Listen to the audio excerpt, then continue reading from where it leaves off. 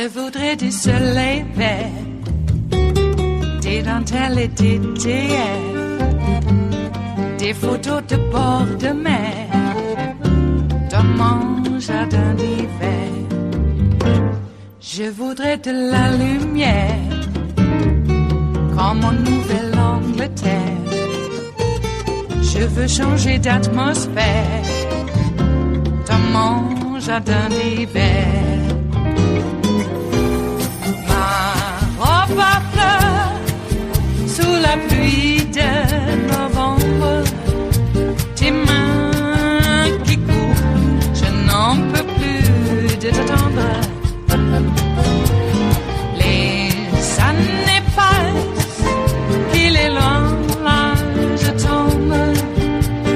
Nul ne peut nous entendre. Je voudrais du Fred Astaire.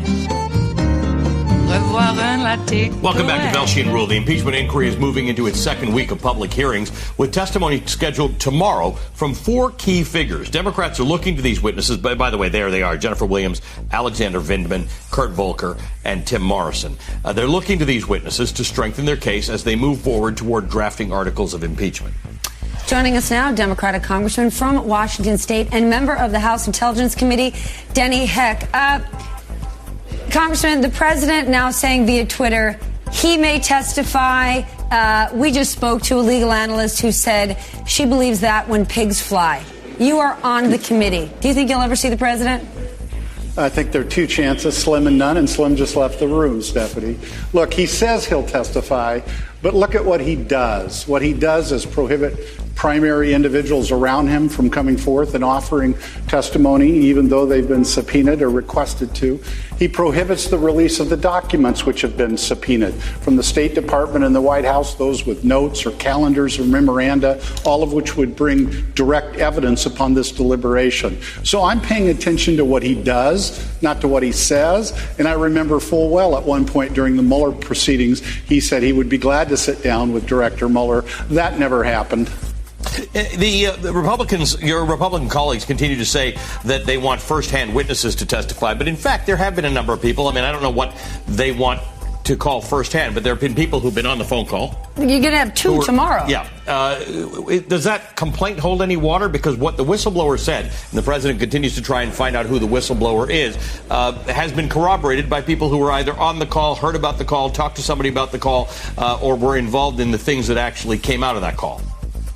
Well, it'd be more credible of an objection if they supported the president releasing John Bolton and Mick Mulvaney and Michael Duffy to come forward and testify. It'd be more credible if they encouraged the president to release those documents. But no, the fact of the matter is there's a mountain of evidence. It's overwhelming. It includes the president's own words, his own confession in the transcript of the call, Mick Mulvaney signing that confession, the text, all of the various people who have talked to us and come forward with direct knowledge about this. But moreover, there's a consciousness of guilt involved in transferring that transcript to the code word server, which is usually reserved for things like covert operations, and also consciousness of guilt by refusing to allow these things to come forward. Then are you making any headway with the documents that you subpoenaed that the president said no way, or calling witnesses like a Mick Mulvaney or John Bolton? Anything changing on your end? Zip, zero, nada. With the Wall Street Journal reporting, Congressman, that Sondland emailed Mick Mulvaney and Rick Perry on July the 19th saying Zelensky, the Ukrainian president, was prepared to tell the president that he would open investigations into the Bidens and the so-called corruption in the 2016 election. Are those emails you can subpoena? We can, but there's not much hope that we're going to get them. Look, Ali, President Zelensky literally, not figuratively, literally had a gun at his head. Literally, right? Because if he were not able to receive the needed military assistance from the United States, which was appropriated by Congress and is the foreign policy of this country, to support that strategic ally, to fend off malign Russian intent and aggression. Remember, there's a shooting war in Ukraine going on, and those javelins were needed to protect the Ukrainians, and he knew he needed them. So he literally had a gun at his head. Secretary Mike Pompeo has not been willing to testify, but it has been reported he'll be making a public statement at 2:30. Does that public statement hold any water for you or your committee, seeing that statement won't be under oath? Well, it would hold more water if he came forward and testified and told us what he knew. He, too, was on that call, and he also had supervisory responsibility over Ambassador Taylor and Ambassador Yovanovitch, and was involved in these conversations evidently, and Ambassador Volker, I might add, and was involved in many of these conversations. So if he's, look, Stephanie, here's the deal. If they've got something that exonerates the president, they would be racing to the cars to drive down to the Capitol building and raise their right hand if they had something. But they don't. That's why they're not coming forward under oath. That's why they're prohibiting all these other people from coming forward. So assuming they don't let these other people come forward, is Fiona Hill going to be the last witness we're going to hear from?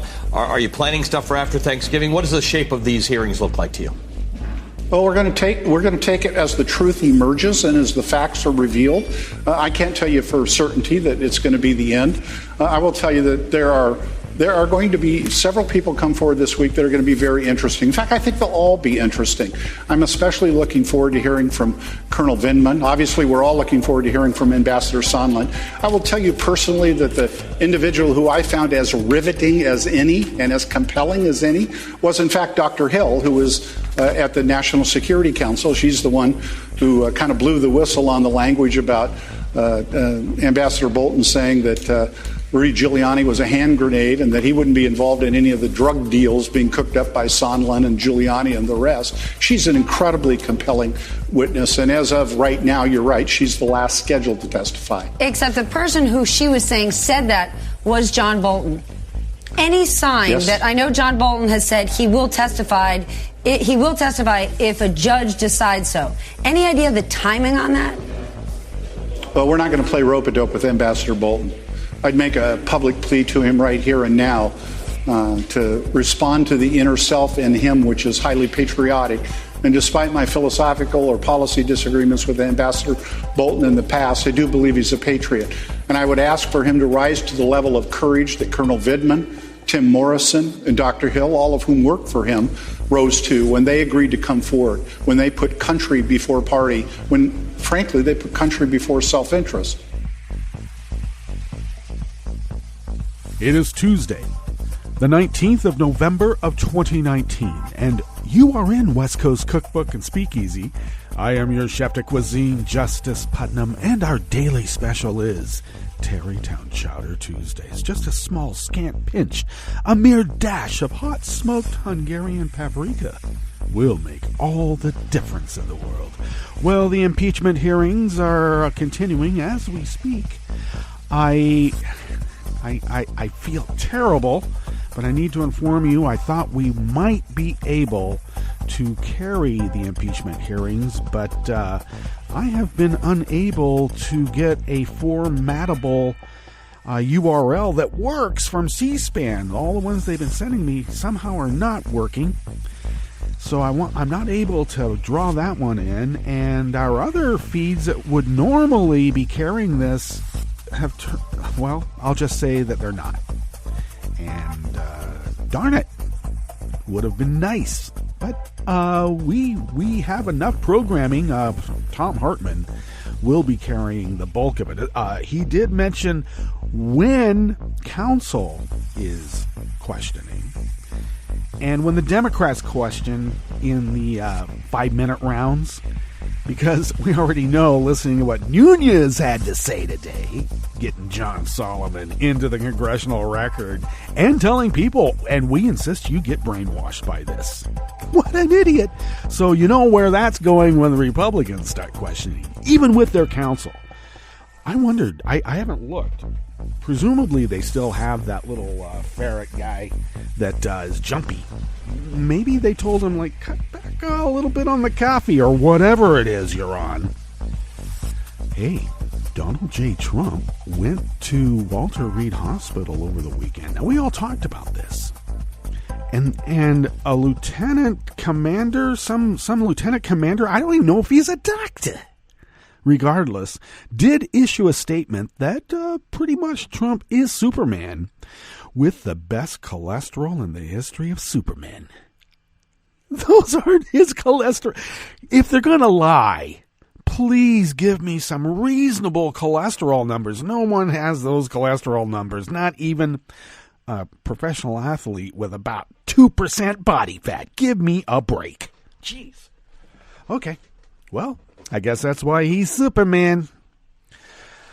And with that going on, we also have a lot of other news. Indeed. Mass shootings all over the place and domestic squabbles involving guns and people dying. And it's just, can't we do something about the guns? That would be nice, wouldn't it? NRA put out another one of these ads that they're a civil rights organization. The first, the oldest. That's it. They claim to be the oldest civil rights organization in the history of America. I would probably think the Underground Railroad might have something to say about that. But they're talking about, we're Second Amendment. And since we're Second Amendment, that was before, that was like at the very beginning. So we were there too. No, you weren't. You were a hunting lobby and got taken over by some right-wing extremists. Birchers. And now we are where we are. And they're on a big fundraising drive right now. So they need a few mass killings because that's when people start buying guns because they've got people triggered with the help of some, shall we say, Teutonic backing from the Caucasus. Yeah, there's a lot of Teutonic stuff in the Caucasus. And with that help, and I'm telling you, it's been long running. Those rubles have been going through the NRA for a lot longer than Maria Butina was involved. Please. And it's been effective. Whenever there's a mass shooting with innocent people being killed, the small number of people who own the most guns, there's a sizable number of them, but percentage-wise, go out and buy even more guns. So I figure they can't shoot all those guns at once. So that might give us an advantage. It might. What are we going to do about it? Well, maybe get Mitch McConnell out of office. We got some stories about old Moscow Mitch. Yes, we do. In fact, why don't we just jump right in and give you a heads up about what we have coming up here at West Coast Cookbook and Speakeasy in the Bistro Cafe. Well, of course, at the top. If the GOP could exonerate Trump, they would testify to it. No one's under oath, all right? No one. How about bringing in, did you notice that Nunes didn't put John Solomon on the witness list to testify under oath, but he'll put his propaganda lies into the congressional record and insist that people get brainwashed by it because it's their last hope. Talk about a Hail Mary. Oh, boy. On the rest of the menu, Mitch McConnell has demanded civility after suggesting his political opponent just roll up and die. I'm serious. Knowing what we know now, you would expect Jeff Sessions to insist that it is unthinkable to protect the whistleblower's identity. I know, because everybody's going to get touched by it, shall we say. And California will stop buying GM, Toyota, and Fiat Chrysler vehicles for the state fleet over its tailpipe emissions battle with Trump. Yeah, you want to play hardball? You can choose to be with that guy, or you can choose to do what's right, and it drives the economy and cleans the air, hopefully, at the same time.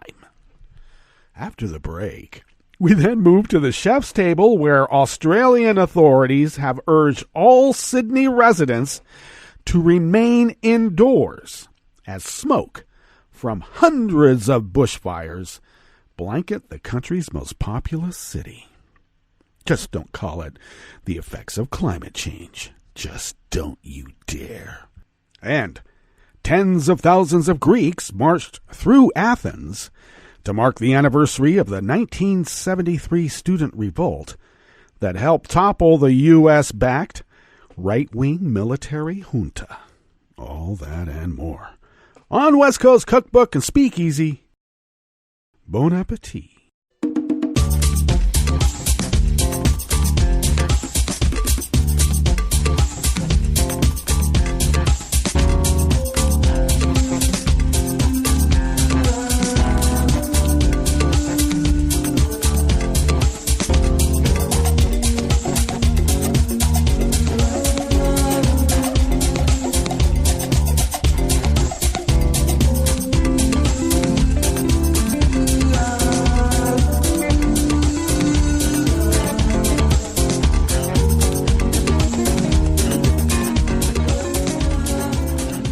Another programming note that I should mention, we had a bit of a snafu with our broadcaster Friday. I got a note about that. And also this morning had a bit of a formatting error in the broadcaster that I have fixed. So I apologize for the schedule being somewhat disrupted this morning.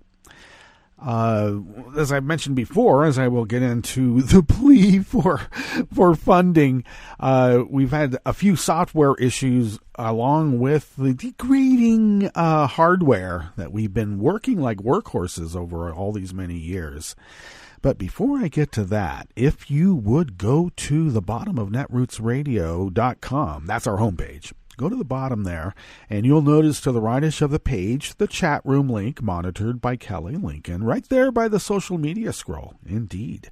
And then, to the leftish of the page, from the chat room link, at the bottom of our homepage at netrootsradio.com is the link to our Patreon page, and a recurring contribution of any amount, even, the amount of a espresso-type coffee drink sent our way once a month, which people have been doing that because they've been doing it for all this time, 8 years of our continuous 24/7, 365 broadcasting. And we would be unable to do it without you. And thank you for that. And you have been helping us pay our bills so that we can put money aside and buy newish machinery to carry on this resistance, because it doesn't stop with Trump. Look, the Federalist Society has not been packing the courts for the last at least 3 decades. Just to, give it all up because Trump got caught bribing some foreign president to advance his self-interest. All right? They're not going to give it up. So we're not just fighting one man and his small little family empire. All right? We are really resisting against something much more insidious to the American experiment, the Great Experiment.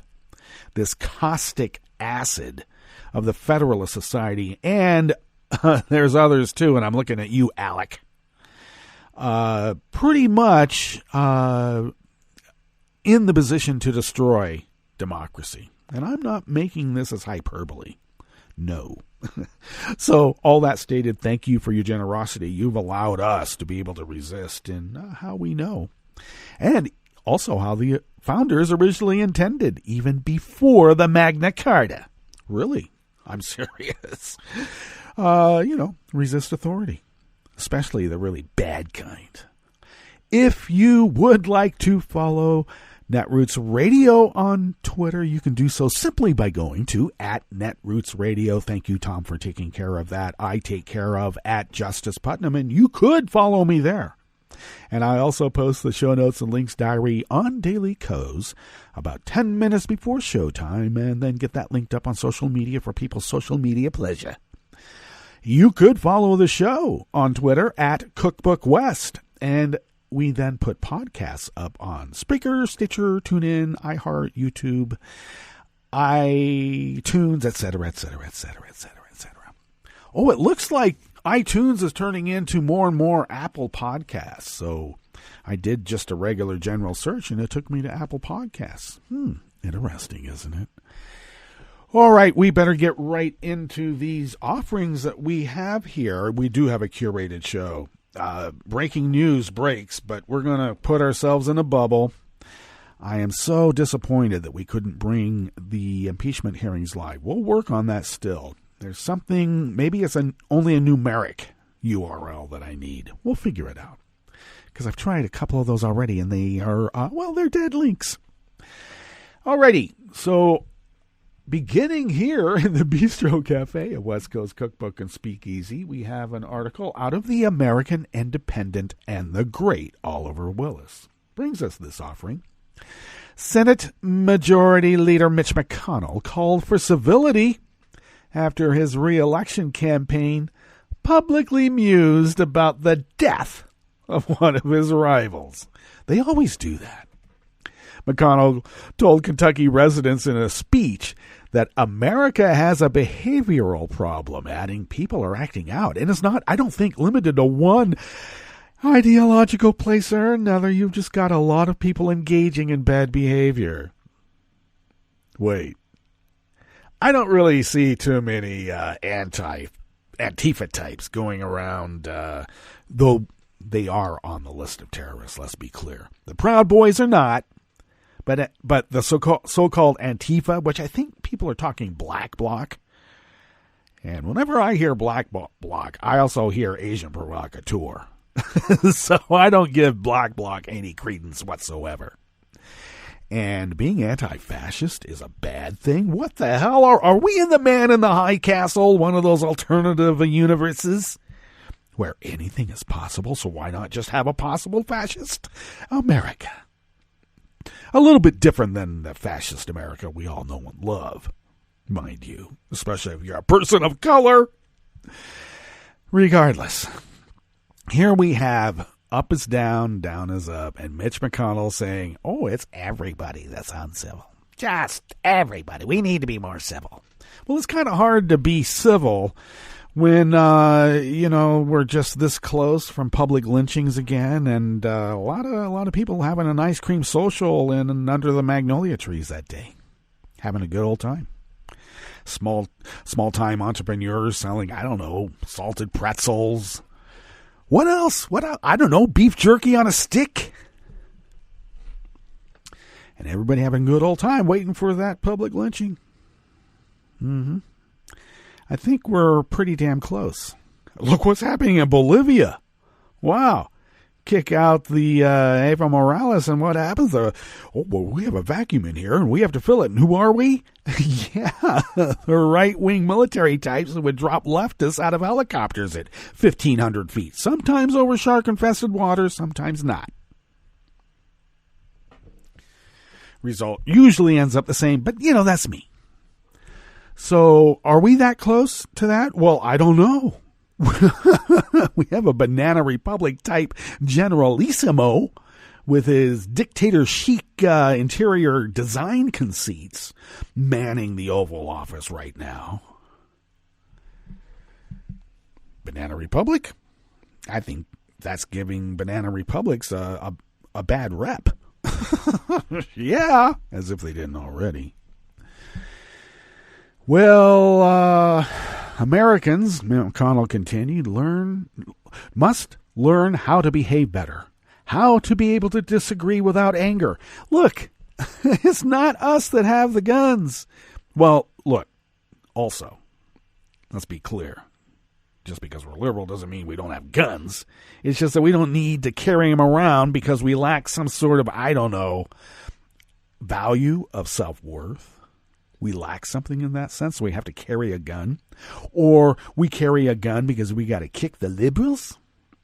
We'll tell you who will decide what is polite conversation in polite society. I'll get it out. Yeah, it's everybody. Mitch, I think that he's scared. Mitch sounds scared. In August, McConnell's campaign suggested that Democratic candidate Amy McGrath, who was running against him for a Senate seat in 2020, would be buried by the self-described Grim Reaper of socialism. I'm a little confused. Socialism? And now I'm hearing capitalistic socialism. I don't know how that works. But I've been hearing it from that side, too. They'll just throw socialism up. Maybe people will be scared of it. Maybe they were scared. After the El Paso shooting, many asked McConnell to consider gun legislation, citing the passage of a popular gun safety bill in the House that received a majority of votes. Instead, McConnell described the fight against gun violence as theatrics. McConnell did not demonstrate civility when he refused to hold a vote on Merrick Garland. And despite Trump's history of racism, misogyny, and sexually forcing himself on women, McConnell has not criticized Trump. Nor has McConnell rebuked Trump for his specious attacks on diplomats and other government employees. Civility seems important to McConnell only when he feels he or one of his allies is the target of even the most minor criticism.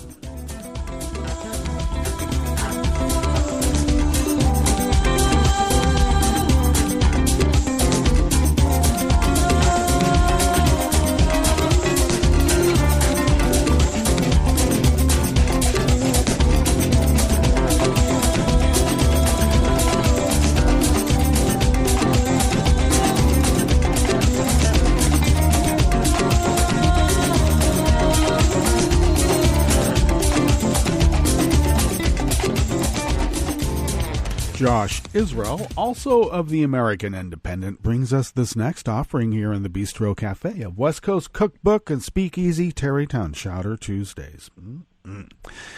Former Attorney General Jeff Sessions said it was unthinkable that the whistleblower who raised concerns about Donald Trump's efforts to pressure Ukraine should be allowed to remain anonymous despite threats against their life. It's unthinkable that a witness who pretends to have information that would impeach a president can be secret. He told Fox News. Of course, Fox News. Of course, that person eventually would have to be made public, and asking for that is not harassment or not kind of threatening a witness, that's for sure. Really, Jeff? Maybe I should put on a more regional accent for this stupidity. I don't want to malign a whole region with a, pretentious, stereotypical accent. Please don't force me, Jeff. Attorneys for the whistleblower who flagged concerns through the proper channels earlier this year about Trump's July 25th call with Ukrainian President Volodymyr Zelensky say both themselves and their client have received death threats since filing the complaint in August. Trump himself has suggested on more than one occasion that the whistleblower is a traitor who should be executed. Talk about civility. Much of the whistleblower's complaint, made public in September, has been corroborated by officials testifying before the House Intel Committee as part of a wider impeachment inquiry into Trump's behavior with regard to Ukraine. Let's remember, everything leads back to Vlad. Everything benefits him. Additionally, multiple officials, including acting White House Chief of Staff Mick the Prick Mulvaney, have said Trump withheld crucial aid to Ukraine to secure investigations into his opponent, though Mick the Prick later tried to walk back his statement. Hey, look, the kind of civility that's extended to us, I'm just returning in kind. And Mulvaney has tried to walk back his statement because there's no level of ass-kissing that this guy won't do to try to keep his job. Or should I say jobs? He's got a lot. Sessions on Monday dismissed the growing body of evidence against Trump, comparing it to the nearly 2-year-long Russia probe, which he painted as baseless conspiracy. Yeah, the whole intelligence community in this country and all the other countries have been hit by this. I would probably disagree with you, Jeff. Now, who was it? Who was it that had to recuse themselves because of unreported contacts with Vlad's friends? Who was that, Jeff? Do tell.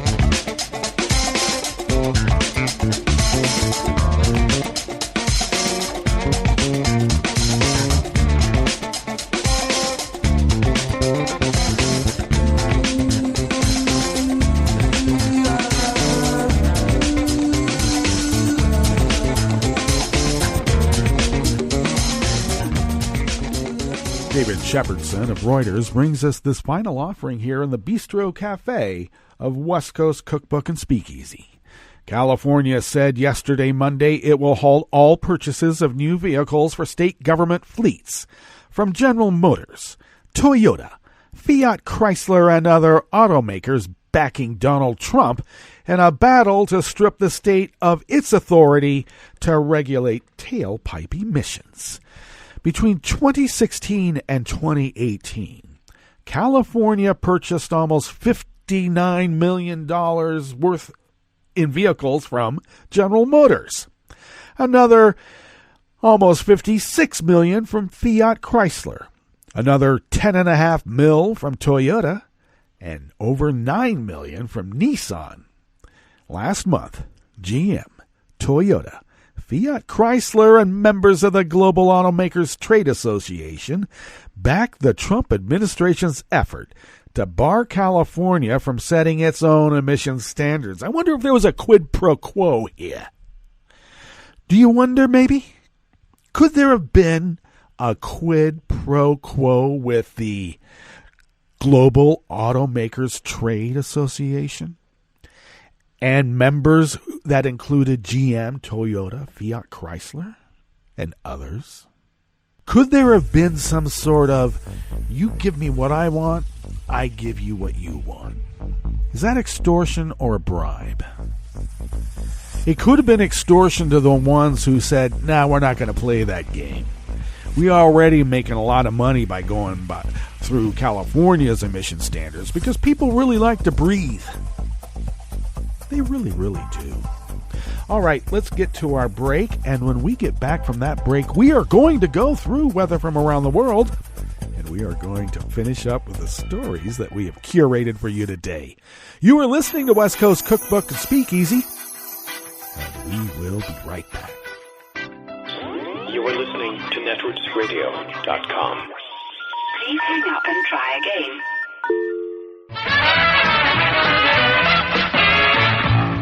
From a point at sea to the circles of your mind, a new force is at work for planetary transformation. New radio for a new Earth.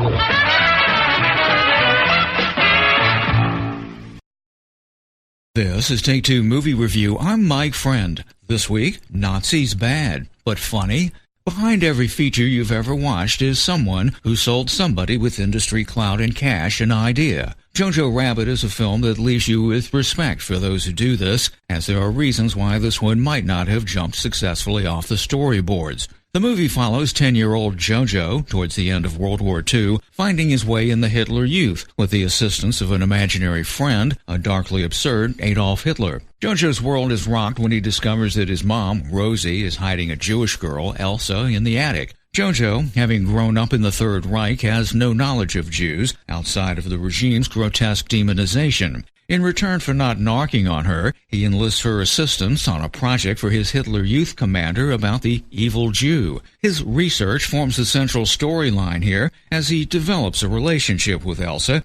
We kind of know the kumbaya direction that things are going, but on the way there, we get to see the persistence of the kind of systematic prejudice to which Jojo has been exposed. Newcomer Roman Griffin Davis owns the Jojo character, and his chemistry with Thomasin McKenzie from last year's Leaves No Trace is a wonder to behold, as is Scarlett Johansson's Rosie. The Hitler fantasy is writer-director Taika Waititi himself. Behind the camera, he has created a Wes Anderson-like film down to its quick zooms, precise framing, and anachronistic music. A case can be made that it will always be too soon for making light of what led to the Holocaust, and if you can't look past that, some of the relationships ring hollow and don't work, souring the humor. But if you can ride the spoof wagon, Jojo Rabbit is a film with heart and a message. This has been Take Two Movie Review. I'm Mike Friend. Catch up with us at Take2MovieReview.com and feed us back on our page on YouTube.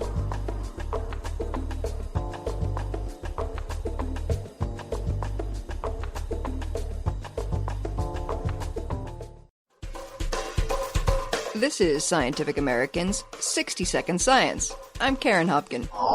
When we think about pets, we often consider dogs to be overly attentive and cats, well, a bit more aloof. But a new study shows that cats can become attached to their humans and will turn to that person for comfort in times of stress. The findings appear in the journal Current Biology. Although kitties are a popular pet, more people own cats than dogs here in the U.S., there are few studies that examine how the furtive felines feel about their owners. There has actually been relatively little research into the cat-human bond, especially when we compare it to the number of research studies with dogs and humans. Kristen Vitale, a postdoctoral scholar at Oregon State University. To explore the cat-caregiver connection, Vitale and her colleagues turned to a test that's been used to assess bonding behavior in puppies, apes, and even infants.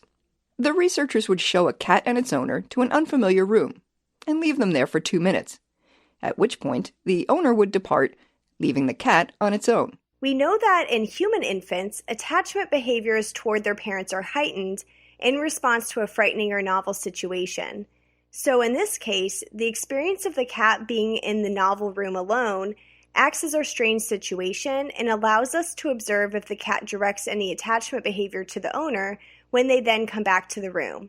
When the owners returned, Vitale and company would observe their reunion, and they saw that the felines displayed a variety of catitudes. So some cats greeted their owner, and then they returned to exploring the room while periodically going back to their owner for attention. These kitties are apparently secure enough in their relationship that some quick reassurance was all they needed before continuing to pursue their perusal of the room. On the other paw, some were real scaredy cats. Other cats behaved in an insecure way and excessively clung to their owner's side. And then there were the cats that lived up to their reputation for supercilious standoffishness. Other cats avoided their owner when they returned to the room. These secure and insecure patterns of behavior are actually the same as what we observe between dogs and their owners, and even human infants and their caregivers. In all three of these populations, the majority of individuals are actually securely attached to their caregivers, indicating similarities across these species. Although snubbing is generally considered classic cat conduct, the majority of cats in the study, around 65%, actually use their owner as a source of security. Why, one could even describe those cat-human relationships as dogged. Thanks for listening. For Scientific American's 60-Second Science, I'm Karen Hopkin. Hi, it's Tom. Could we humbly suggest your donation to netrootsradio.com? All we've got to run this 24-hour powerhouse of progressive resistance radio is what comes out of our own wallets. And you are our biggest donor. And it doesn't take much, $3, $5. Just go to the bottom of our netrootsradio.com page and hit our secure donate button.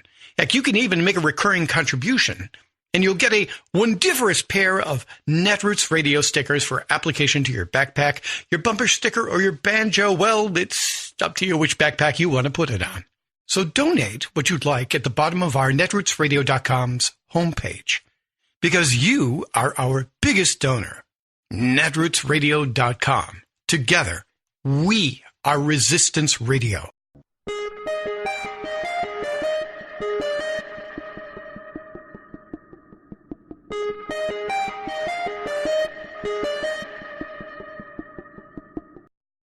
I'm Rick Smith, and this is Labor History in 2.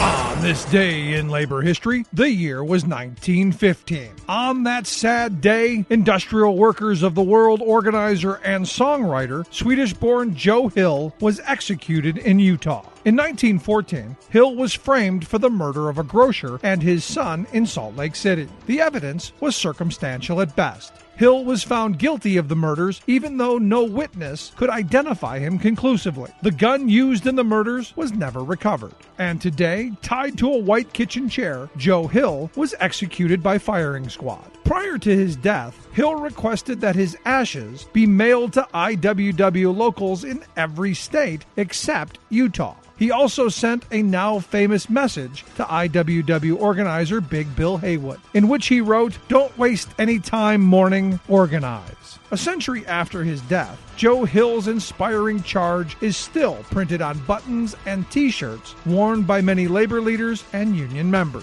Many of Joe Hill's famous songs were set to the music of Christian hymns and popular tunes of the day, including The Preacher and the Slave, Casey Jones, and The Rebel Girl. Perhaps his most famous song, There Is Power in the Union, included the lyrics, there is power in a band of working men when they stand hand in hand. That's a power that must rule in every land, one industrial union grand. Labor music provides the spirit of the labor movement, and Joe Hill was one of its great troubadours. Take time today to listen to your favorite labor song in honor of Joe Hill. I dreamed I saw Joe Hill last night, live as you and me. Says I, but Joe, you're 10 years dead. I never died, says he. I never died, says he. Like what you hear? Check out more at laborhistoryin2.com.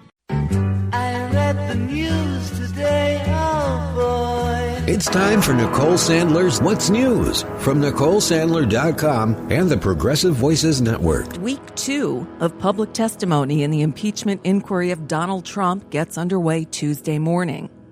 As always, though, there are new developments. First of all, House Speaker Nancy Pelosi said Donald Trump should testify before the impeachment inquiry, perhaps in writing. Trump said on Twitter that he doesn't want to give the inquiry legitimacy, but he might be okay with testifying to move things along. Yeah, right.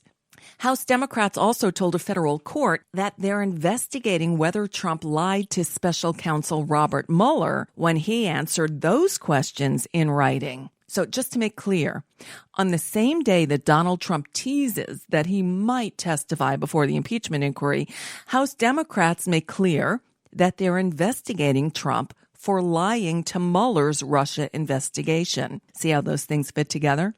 Yeah, so what happened is on Monday, Trump said he would strongly consider testifying in this impeachment inquiry. Quote, even though I did nothing wrong and I don't like giving credibility to this no due process hoax, I like the idea and will, in order to get Congress focused again, strongly consider it. Trump allegedly tweeted that. He tweeted the remark after lashing out at the Speaker of the House, Nancy Pelosi, after she said the president would be welcome to appear before the impeachment investigators. If Trump has information to clear himself, Pelosi said, then we look forward to seeing it. Trump also said he wanted to sit down for an interview with former special counsel Robert Mueller, but never did. Meanwhile, the House investigators continue releasing transcripts of the testimony taken in those closed-door depositions. We first learned of David Holmes' existence on Wednesday, when Ambassador Bill Taylor testified that a staffer of his overheard a phone call between Ambassador Gordon Sondland and the president, in which it was made clear that a Ukrainian-led investigation into the Bidens and Burisma was necessary in order to receive the long-promised White House meeting and the military aid that was already appropriated by Congress. The committees quickly ascertained that staffer's identity as David Holmes. Holmes gave his closed-door testimony on Friday afternoon, and on Monday, the transcripts were released, and by Monday afternoon, Holmes was added to the list of witnesses testifying this week. He'll be the second in the hot seat on Thursday. CNN's Phil Mattingly has more. Schiff says Ambassador Sondland went on to say that President Zelensky loves your ass, meaning that he loves the president. Holmes replied, yes, sir. And then you could hear President Trump say, so he's going to do the investigation? Holmes replied, yes, sir. And Sondland replied, he's going to do it? Yes, Holmes said. Oh, yeah, he's going to do it. And then he went on to say, President Zelensky will do anything you ask him. Yes, Holmes said. And those are the words you heard to the best of your recollection. Yes, sir, Holmes said. And, I think you said you have quite a clear recollection of that. It left an impression on you, didn't it? This is the important part, Anderson. He says, this was an extremely distinctive experience in my Foreign Service career. I've never seen anything like this. Someone calling the president from a mobile phone at a restaurant and then having a conversation of this level of candor, colorful language.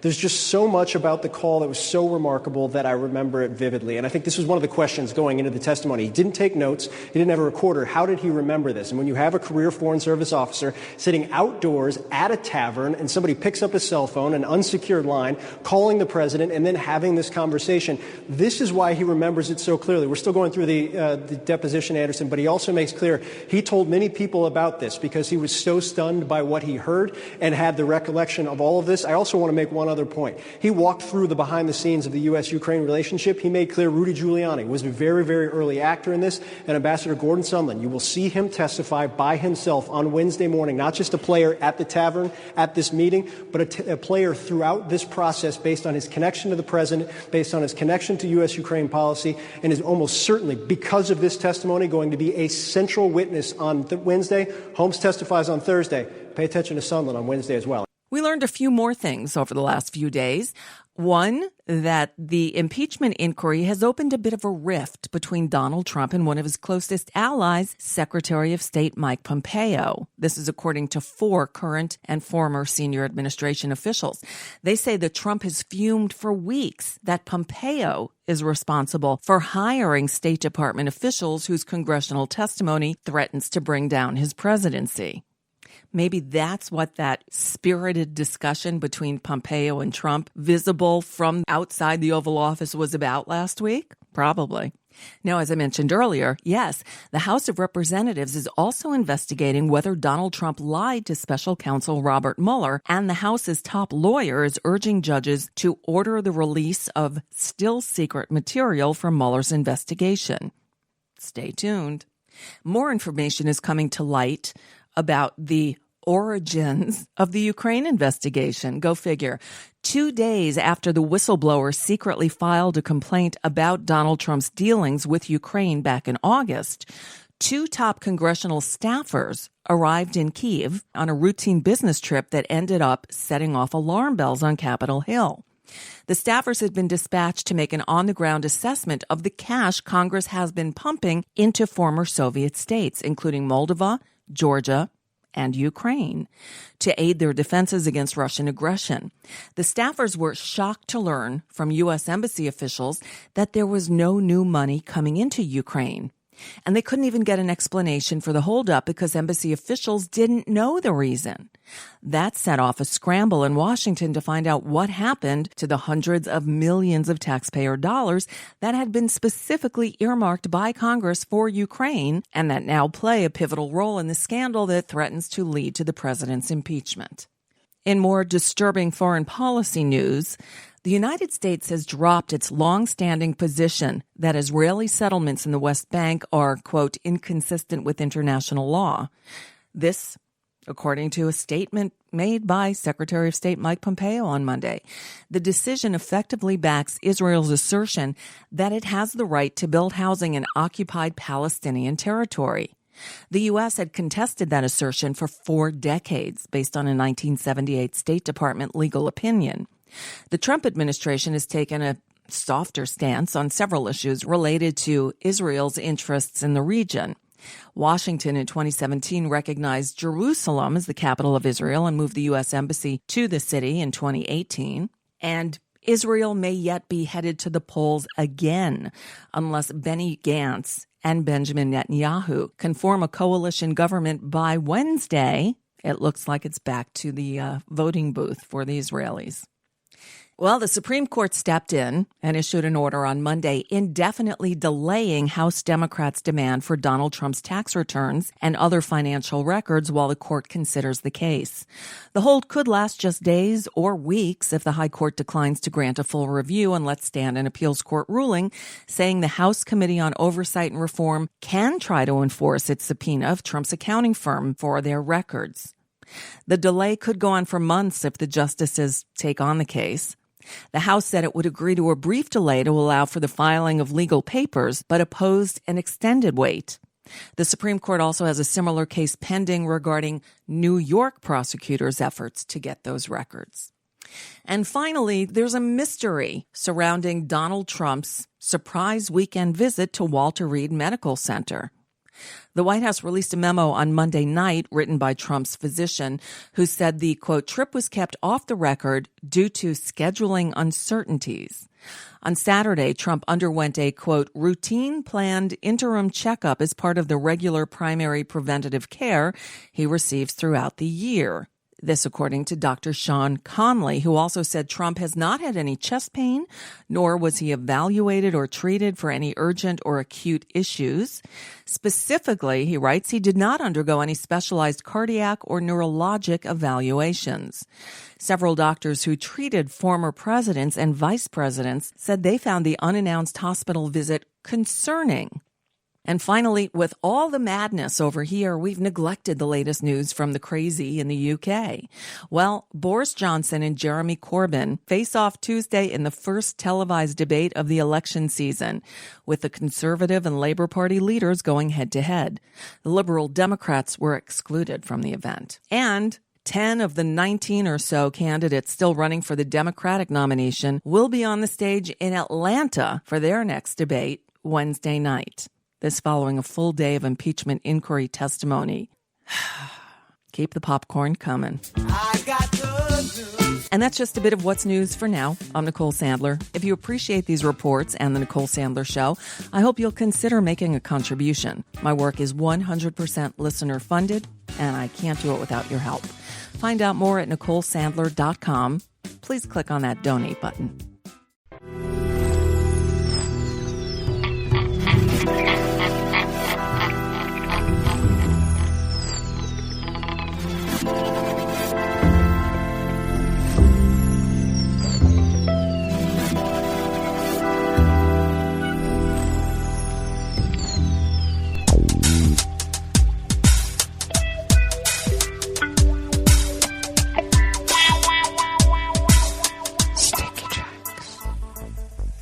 Thank you for accompanying us here to the chef's table at West Coast Cookbook and Speakeasy. Tarrytown Chowder Tuesdays. We always begin, whether from around the world, along the banks of the Rogue River, in the Rogue River Valley of Southern Oregon on the west coast of the continental United States of America, where it is currently 49 degrees Fahrenheit, expecting a high of about 53 to 55 degrees. Cloudy conditions will prevail, and that 53 to 55 degree temperature is cooler than yesterday. We've had occasional showers overnight, and that will prevail throughout the day. Winds are out of the west-northwest at 5 to 10 miles per hour, and we're expecting, just a little under a quarter of an inch of rain, which is quite a bit, I think. Considerable clouds this evening, and decreasing late. Lows are around 40 to 43. And winds will be light and variable overnight. Picking up tomorrow out of the northeast at 5 to 10 miles per hour, with highs bumping around 60, with overnight lows in the mid-30s. How dare they? How dare they? We look like to be in some storm patterns and should pick up some more rain, considerable amounts of rain, in the next few days, not tomorrow. And maybe not until Friday, but we'll see. Pollen is rated at none. Air quality index is at 27 parts per million, and that daytime UV index has ticked down to 1. Wow, 1. Barometric pressure is still falling at 29.85 inches. Visibility is at 5 miles, and relative humidity is at 92%. Weather from around the world is brought to you by people's personal weather stations that they purchased, and these people planted these purchased personal weather stations somewhere on their property, and these people positively live around the world. London is 46 and mostly cloudy. Paris is 49 and partly cloudy. Rome is 60 degrees and partly cloudy. Kyiv is 45 with dense fog. Kabul is 48 and fair. Hong Kong is 65 degrees and fair. Tokyo is 55 and partly cloudy. Sydney, Australia is 66, partly cloudy with lots of smoke. Stay inside, folks. You'll breathe better. Filter your air, I suggest. San Francisco, California is 53 and partly cloudy, and they do have a fog warning coming in. And New York is 46 and mostly cloudy, though they should be having a winter blast coming their way, and you know about that, New York, so hang in there. And that is weather from around the world, brought to you by people's personal weather stations that they purchased. These people planted these purchased personal weather stations somewhere on their property, and these people positively live around the world.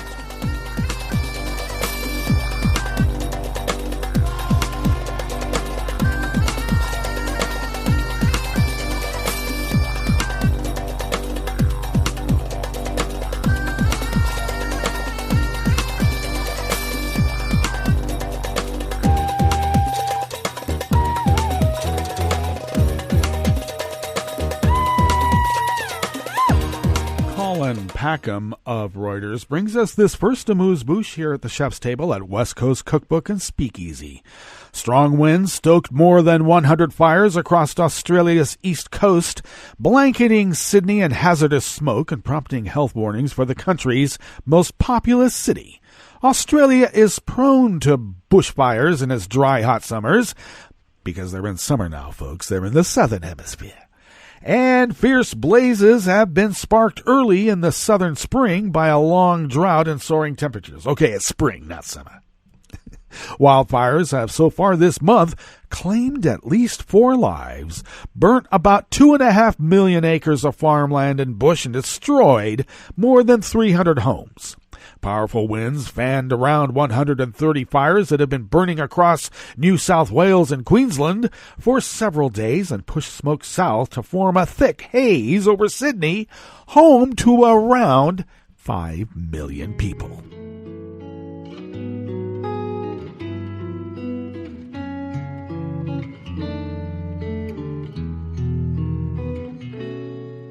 Je te donne ce mon amour pour la vie entière, la promesse de me trouver à tes genoux. Aussitôt que tu m'appelles, rester toujours fidèle, c'est tout, c'est tout. Je te donne tous mes printemps, mes étés de mer, mes automnes quand les feuilles tombent partout. Si ce n'est pas une bonne affaire, je te donne tous mes hivers, c'est tout. This final amuse-bouche is brought to us by anonymous worker bees at Reuters. Thousands of Greeks, including former Prime Minister Alexis Tsipras, marched through central Athens to mark the anniversary of a violently quashed student uprising in 1973 that helped topple a military junta. The annual march often becomes a focal point for protests against government policies and, in recent years, against austerity after a decade-long debt crisis. Police deployed more than 5,000 officers in central Athens. A helicopter hovered over the central Syntagma Square and neighboring districts through the day. At the front of the procession, due to end at the U.S. Embassy, youths held a blood-stained flag that belonged to the students engaged in the 1973 revolt. Protesters resent Washington for its support of the 1967 to 1974 military dictatorship. I should add very quickly before we finish up here, do check out Costa Gavras' movie Z. Though it is somewhat of a fictionalized account, it does depict the military junta and a politician from the left who was, shall we say, treated badly, as a portent of things to come. And that brings us to the end of our broadcast period for the day, but you do know that Netroots Radio is going to broadcast on, and we're going to meet up tomorrow for Smothered Benedict Wednesdays. So do stay tuned to Netroots Radio all day and all night for all the breaking news as it breaks. And we'll meet up here tomorrow, right here, in West Coast Cookbook and Speakeasy. Bon appetit.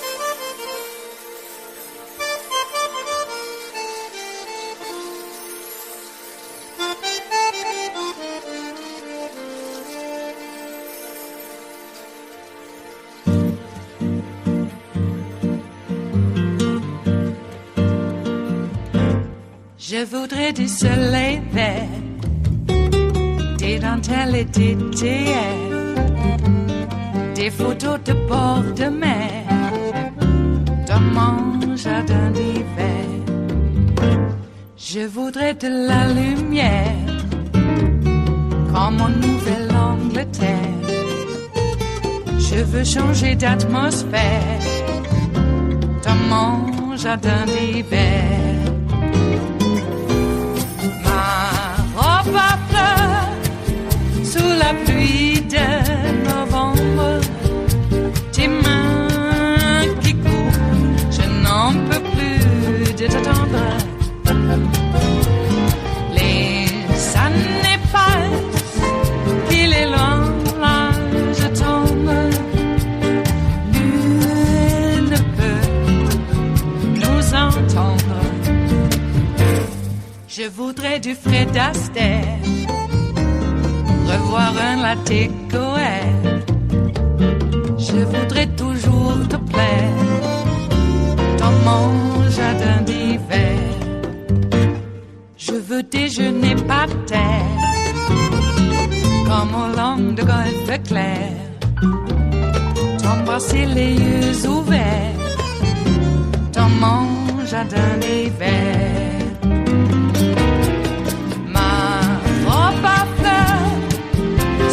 Pluie de novembre, tes mains qui courent, je n'en peux plus de t'attendre.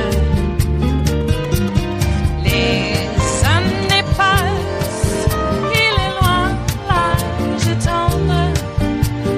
Nul ne peut nous entendre.